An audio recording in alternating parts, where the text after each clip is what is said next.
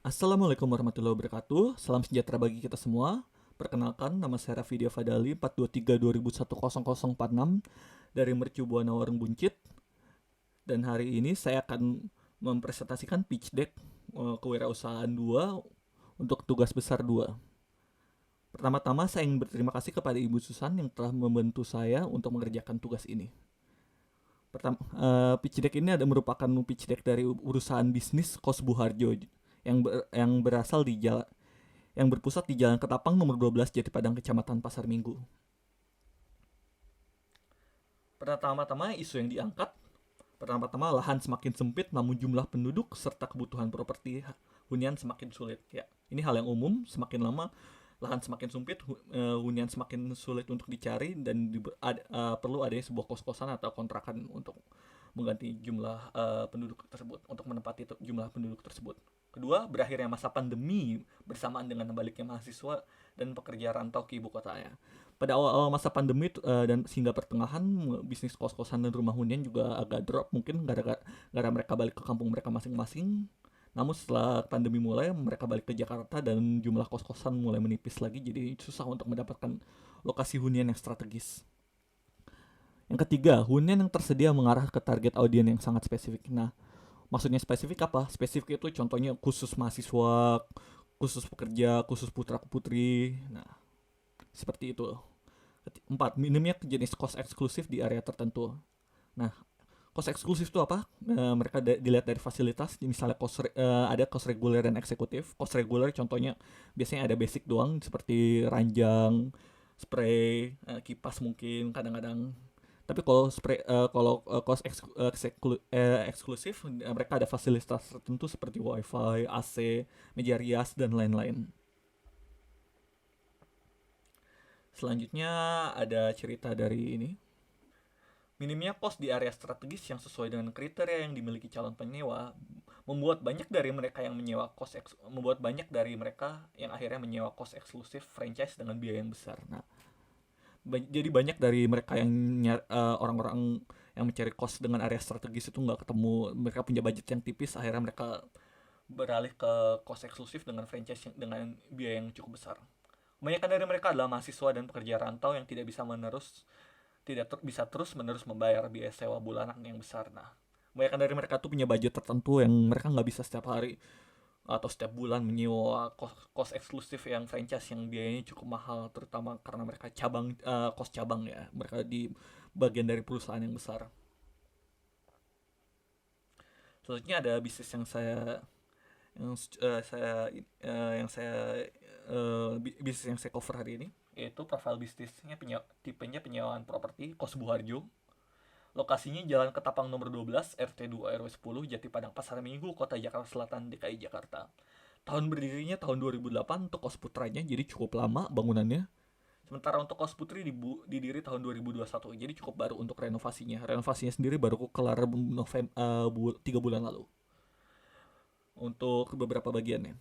Pemiliknya Bapak Harime Setiawan, selaku ayah saya, dan emailnya papaharime@gmail.com. Jumlah kamarnya totalnya ada 14. Produk yang ditawarkan. Kos Buharjo menawarkan penyewaan properti kamar putra dan putri reguler dengan harga ekonomis namun tempat yang strategis. Kenapa strategis? Karena lokasinya dekat dengan Universitas Nasional.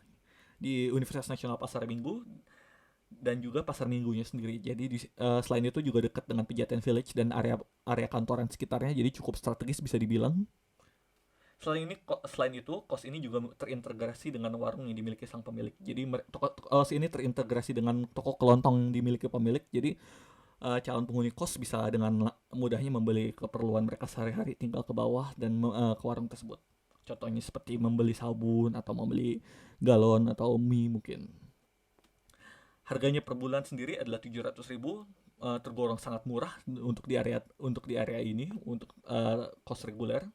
Fasilitasnya ada kasur, bantal, spray, lemari, kamar mandi luar, listrik termasuk. Jadi tidak perlu pakai token. Jadi ini cukup basic untuk kos reguler, nggak ada yang spesial. Selanjutnya ada tujuan perusahaan. Nah, tujuan perusahaan mereka ini sangat noble, bisa digolongkan ke noble purpose mereka, yaitu menyediakan hunian kos dengan harga terjangkau untuk kalangan pekerja dan mahasiswa. Nah, Karena pekerja sama mahasiswa yang terutama di area sini kan kesusahan nyari hunian yang tepat dengan budget mereka.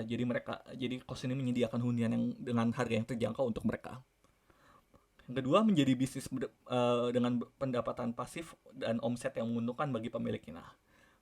Nah, bisnis kos-kosan ini ya emang namanya semua bisnis ingin mencari keuntungan kan.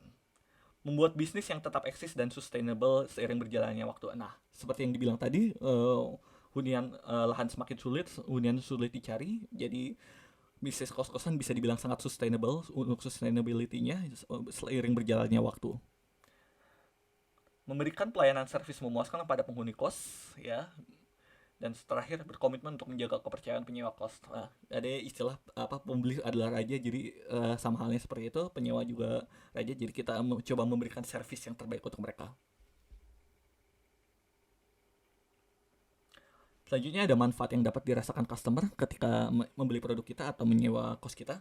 Penyewa dapat menyewa properti kos yang layak dengan harga yang terjangkau atau ekonomis ya. Dibilang sebelumnya, harga kos ini tergolong sangat ekonomis jika dibandingkan dengan area sekitar.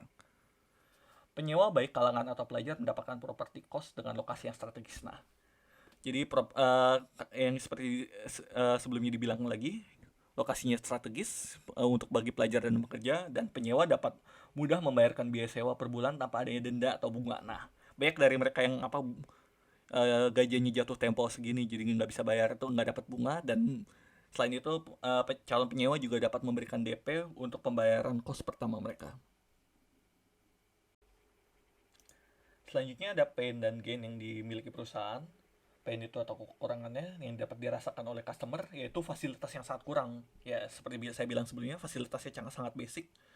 Jadi reguler basic seperti wifi, kamar mandi dalam, dan dapur.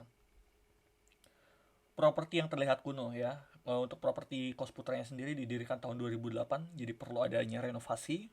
Pilihan kamar yang terbatas, hanya ada satu pilihan sebelumnya yaitu Kos Putra reguler, dan kurangnya standarisasi antar kamar. Hal ini disebabkan karena banyak fasilitas seperti perabotan yang diambil langsung dari bekas pemilik, jadi ada perbedaan standarisasi antara kualitas satu fasilitas kos satu kamar dengan kamar lainnya. Jadi bisa dibilang satu kos dapat barang yang cukup baru, yang satunya dapat yang cukup tua dari pemilik.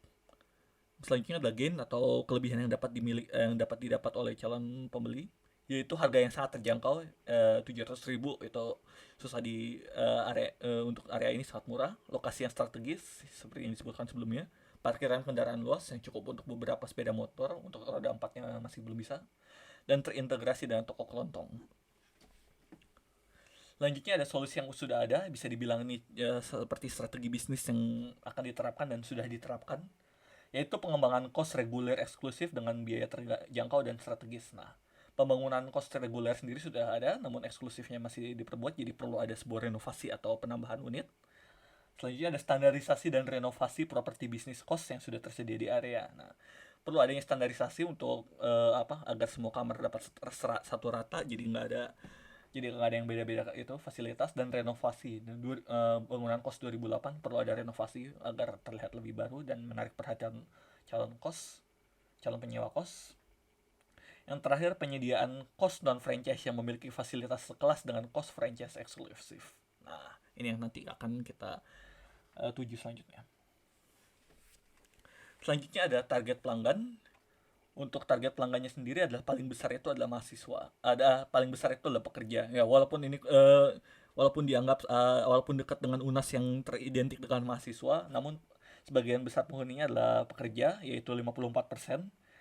Dilanjutkan dengan mahasiswa, yaitu 29%, kedua terbesar, biasanya dari mahasiswa Universitas Nasional atau UNAS. Selanjutnya ada 12%, yaitu lain-lain. Dan terakhir ada pelajar siswa. Pelajar siswa itu SMA ke bawah, tapi 17 tahunan seperti SMP dulu sempat ada, namun nggak sampai lama. Tapi mayoritas biasanya SMA, dan itu jumlahnya sangat sedikit, dapat terhitung jari. Selanjutnya ada target pasar. Target pasar berdasarkan data yang diambil penyewa tahun-tahun sebelumnya, seperti tadi dihitung dari berdasarkan data okupansi yang diambil tahun-tahun sebelumnya. Target pasar ini ada pertama-tama demografisnya, yaitu laki-laki atau perempuan dua-duanya, dengan rentan usia 17-35 tahun yang memiliki penghasilan di atas 1,5 juta per bulan. dan SES C1 atau middle one, yaitu menengah ke atas atau menengah ke atas.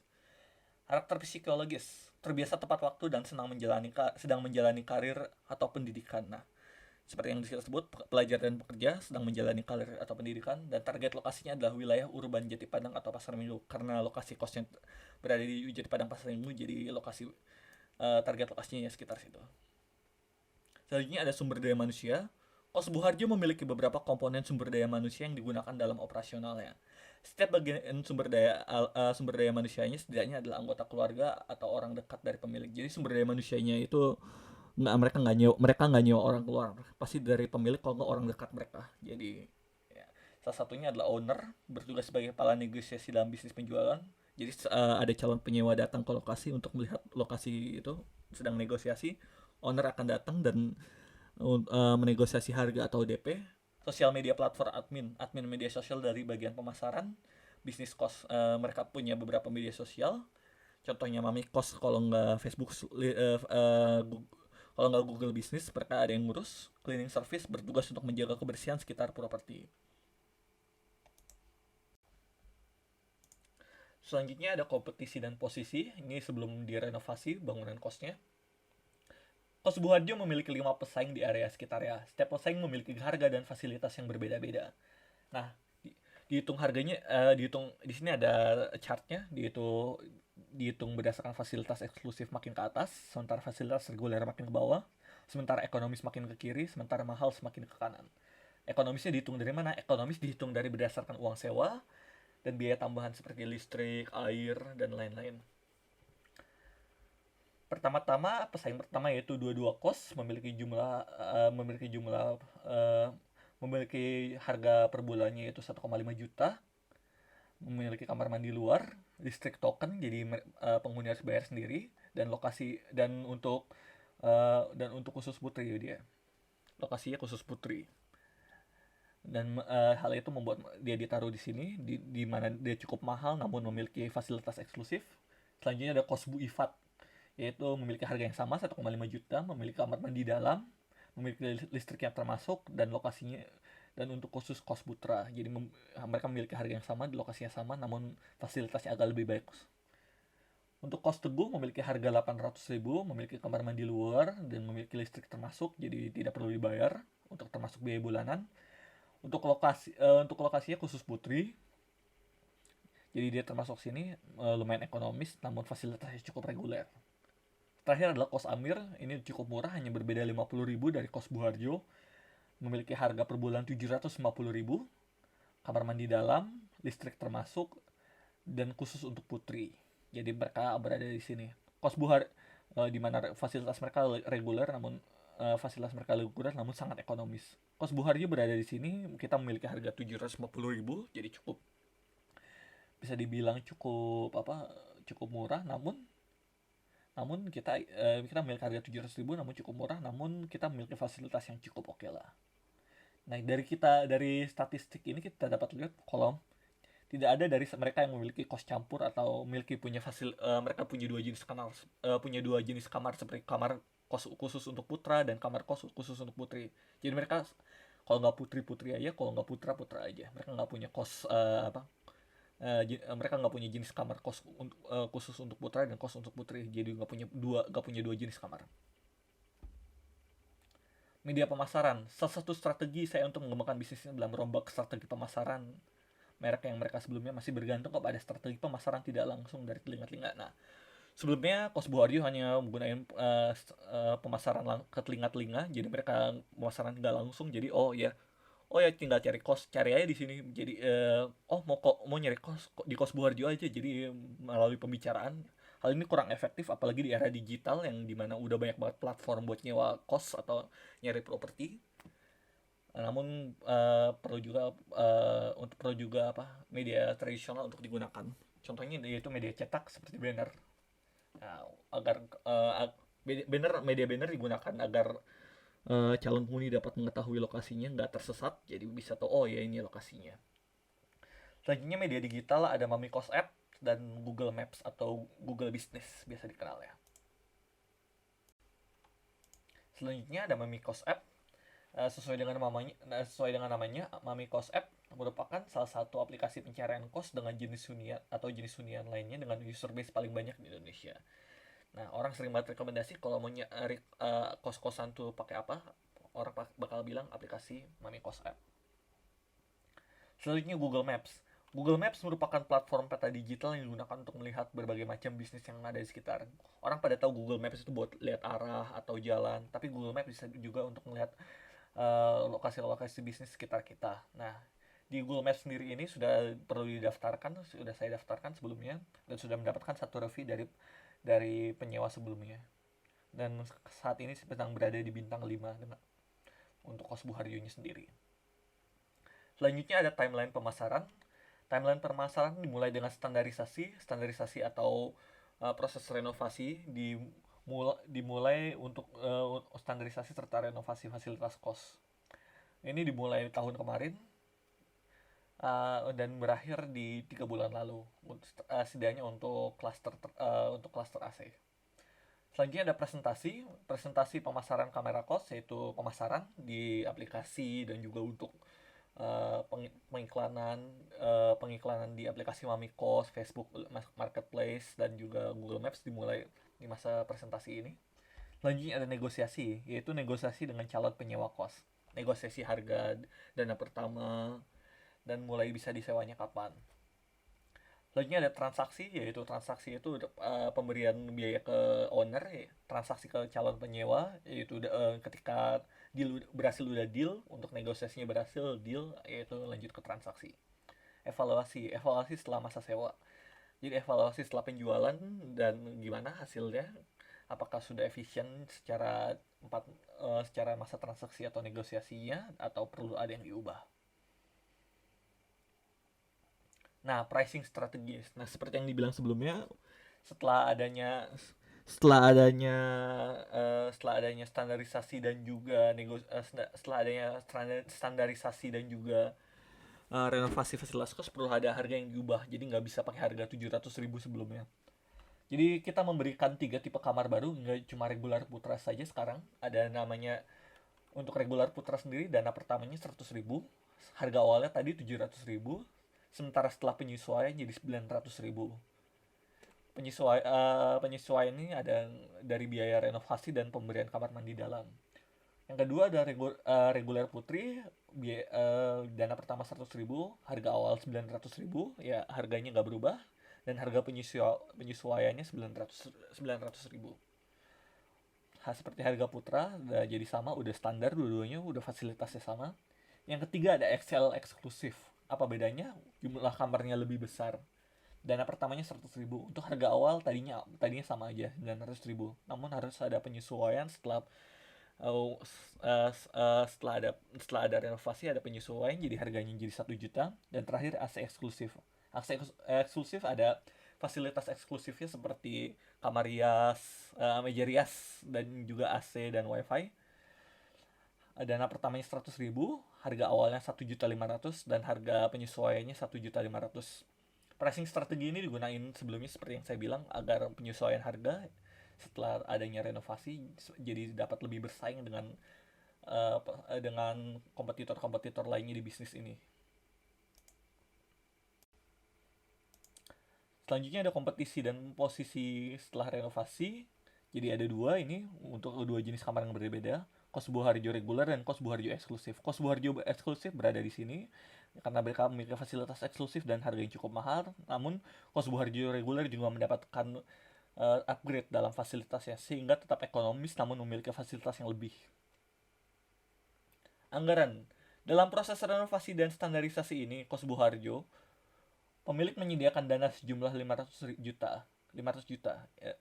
Hal ini mencakup biaya kontraktor bangunan, bahan baku proyek, anggaran pembelian fasilitas kosan, dan lain-lain. Jadi ini biaya udah ini sejak lama, dan proyeknya sudah diusung sejak lama, dan proyeknya sendiri sudah selesai, dan proyeknya sendiri renovasi dan standarisasi dimulai dari awal tahun lalu, 2021. Selanjutnya ada anggaran fasilitas untuk proses standarisasi dan Fasilitas eksklusif Wi-Fi My Republic jumlahnya ada satu dengan harga satuannya 204 untuk bulan pertama dan gratis 5 bulan. Jadi total harga 204.000. Selanjutnya kompor gas Rinnai jumlahnya ada 5 dengan harga satuannya 267.000, totalnya jadi 1.335.000. Selanjutnya ada spray single untuk yang 900.000 untuk kamar reguler. Harga satuannya 52.000, total harga 728.000.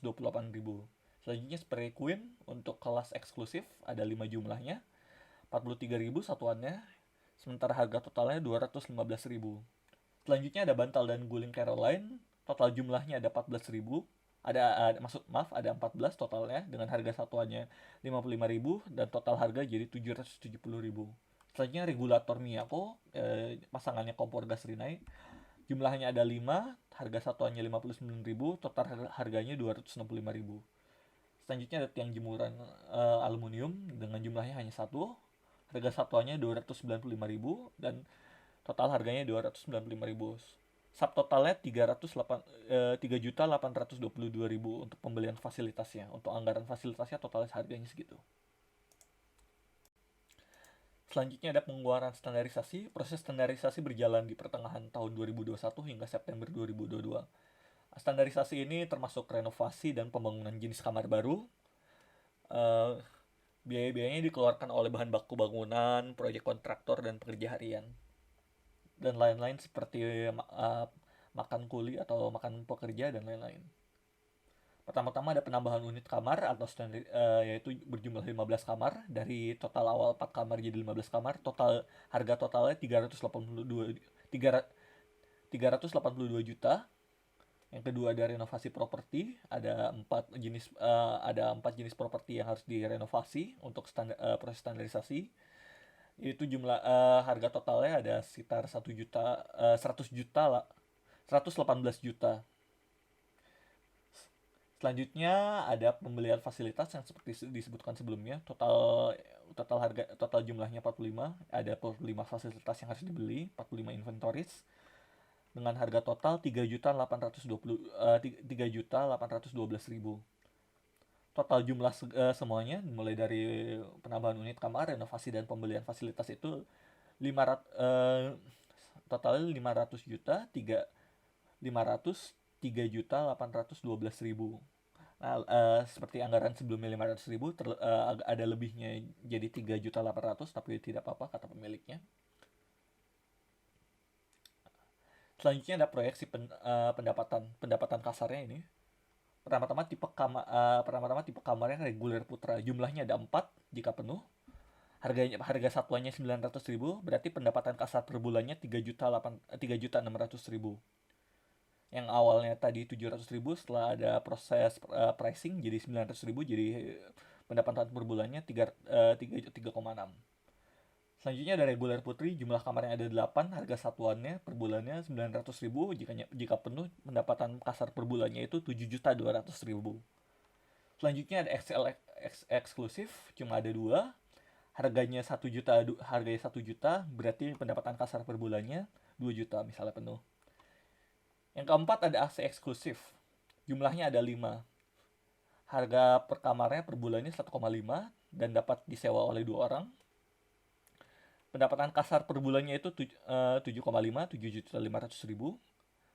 Hal ini membuat pendapatan per bulan kita dengan total semua kamarnya yaitu 20.300.000. Ya, berikut ada chartnya, pendapatan kasar per tahun. Di sini disebutkan kalau Maret 2022 pembangunan klaster putri selesai. Jadi Maret 2022 ini. Jadi ada penambahan akan pendapatannya dikarenakan pembangunan klaster putri selesai. Selanjutnya September 2022 pengembangan klaster eksklusif. Ada peningkatan harga kembali karena klaster eksklusif sudah selesai dibuat dan sudah siap untuk ditempati oleh calon penyewa. Pertama-tama Maret 2021 sebelum ada renovasi pendapatan itu 1,4, jadi masih 4 kamar putra. Setelah ada pengembangan jadi 4.800.000. Juni itu ada 2.800.000. ada 2.800.000, ini sepertinya dengan jumlah penuh untuk kos-kosan putranya penuh. Sementara 2022 setelah renovasi 6.600.000. Untuk Juli ada 2.800.000 penuh seperti bulan kemudian, dan untuk 2022 setelah renovasi 1.900.000, jadi hampir 12 juta. Untuk Agustus ada 2.800.000 untuk 2021-nya, sementara untuk 2022-nya 12.800.000. Untuk September ada 2 juta, ada 2.100.000 untuk sebelum renovasi, yaitu 2021, dan setelah renovasi ada 20.300.000. Nah, ini penuh dia. Ini untuk bulan tersebut penuh total, semua kamar 19 kamar penuh, jadi maksimal mendapatkan maksimal pendapatannya. Selanjutnya Oktober. Untuk Oktober tahun kemarin masih 2.100.000 dengan terisi 3 kamar. Dan selanjutnya ada 19.100.000. Nah, untuk bulan Oktober ini, yaitu bulan lalu, ada salah satu penghuni yang keluar, jadi -1, jadi hanya 18 kamar yang terisi. Dan terakhir November atau bulan ini, di awal bulan dihitung, untuk tahun kemarin ada 2.100.000 dan tahun ini ada 19.100.000, jadi belum ada penambahan. Jadi bisa dibilang hanya kurang 1 kamar yang belum terisi, sementara pendapatan bulan ini ada 19.100.000. Untuk statistiknya, kamar yang tersewa sebagaimana November itu 94,7%. Jadi dari 19 kamar tersebut hanya 1 yang belum tersewa, yaitu kamar putra reguler dengan harga 900.000. Jadi belum tersewa. Untuk klien baru atau penyewa baru ada peningkatan 66% dari sebelum ada proses renovasi dan standarisasi. Untuk waktu negosiasi, dari pemasaran hingga penjualan, persentase itu menunjukkan unit ke calon penyewa itu ada jeda 1 minggu hingga proses penjualan, di mana sudah dibayar dan udah deal lah istilahnya antara penyewa dan owner. Sementara review penyewa berdasarkan Google Map itu bintang 5 dari 1 review. Berikut ada statistik selanjutnya. Kenaikan pendapatan setelah proses renovasi itu 17.500.000 dari yang sebelumnya masih berapa, 2.100.000, hingga naik hingga 17 juta, naik hingga 20 jutaan. Jadi pendapatannya naik 17.500.000 karena ada penambahan unit kamar dan juga standarisasi antar kamar. Harga rata-rata per bulan kosnya naik menjadi 900.000 untuk kamar reguler ya, yang tadi ya 700.000 per kamar reguler jadi 900.000. Sementara itu pendapatan kasar per bulannya menjadi 2 juta, sekitar 2 jutaan untuk per bulannya. Ini pendapatan kasar, jadi belum terhitung biaya listrik, biaya pemeliharaan, dan biaya lain-lainnya seperti biaya pembetulan unit dan lain-lain. Berikut ada link video, silahkan diklik. Terima kasih atas perhatiannya. Saya Raffi Fadali undur diri. Assalamualaikum warahmatullahi wabarakatuh.